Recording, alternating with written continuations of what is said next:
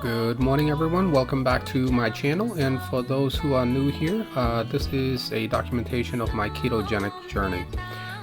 Today, weighing in at 173.6, not much of a change from yesterday. And for breakfast, it's my typical breakfast. It's lime and water. I do one whole lime and about 8 to 10 ounces of water. And I do a few drops of iodine also with that. And for some people, I don't know if you even count this as a breakfast. Some people say it's fasting because you're not consuming any solid foods or anything like that. Some people do call it a breakfast because you're still consuming something even though it's a liquid. So you can consider it as fasting or a meal. And the lime and water combination have been working well for me. It's been holding me up until sometime 11:30, sometimes 12.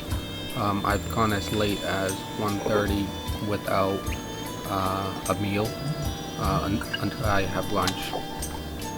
My next step is to see if I can bypass lunch, not have anything at all, and just go straight to dinner and just have one meal per day. I don't think I'm there yet. Again, it's only week 2. I don't know if my body adapted yet or not. So I'm just gonna see how I feel throughout the week. Maybe week 3 I can do it.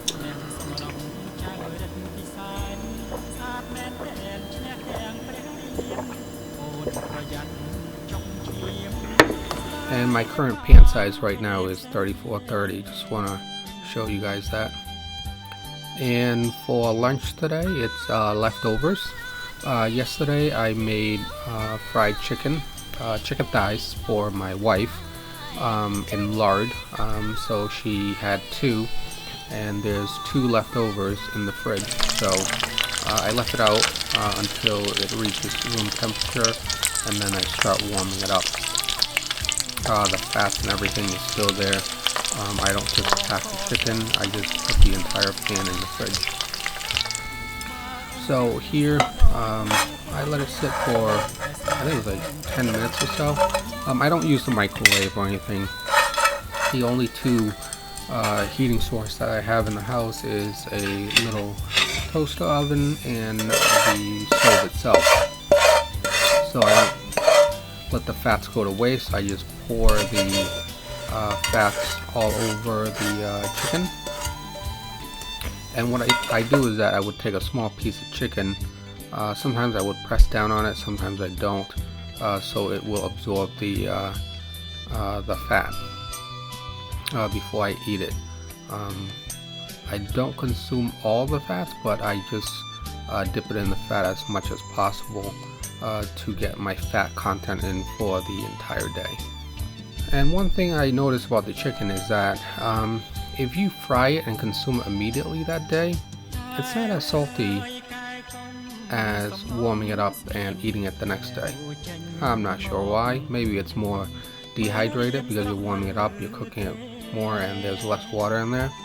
But yeah, if you save it for the next day, for some reason it's just a little bit saltier than usual. And the chicken I'm using is just from a local supermarket. It says organic. I don't know if it's still grain fed or not, but yeah, we're just trying to be as healthy as possible. We don't buy the regular one. We try to buy the one that says organic. I'm not really sure what the difference is. After the chicken, I checked the fridge and there were some organic cherries. I was very tempted, but proud of myself, I didn't. And for dinner, we're having chicken again. Instead of chicken thighs, we're having chicken drumsticks. So what I do is that I just cut into the side and salt it, so that way it cooks faster. And also I will be having lamb myself. So I'm gonna have the steak of lamb with the fermented fish. I'm just gonna fry it quickly on each side so it crusts. The center should not be as cooked. and I'm only having one drumstick, and the rest is going to be for my wife. I don't want to overdose on protein. The lamb, when we buy them, we try to find the fattiest piece we could. So it's brown here, so I don't know if you can tell if there's a lot of fat or not. So what I would do is just slice it up into thin pieces, and when I cook it, I don't salt it at all for this one, because I'm dipping it into the fish sauce, and again, there's already salt in the fish sauce.